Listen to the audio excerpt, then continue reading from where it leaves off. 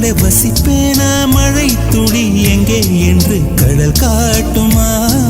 வெட்கம் இன்றி மண்ணில் அலைவேனே ரெக்கையின்றி விண்ணில் திரிவேனே உயிர் எங்கே எங்கே என்று உடல் தேடுமே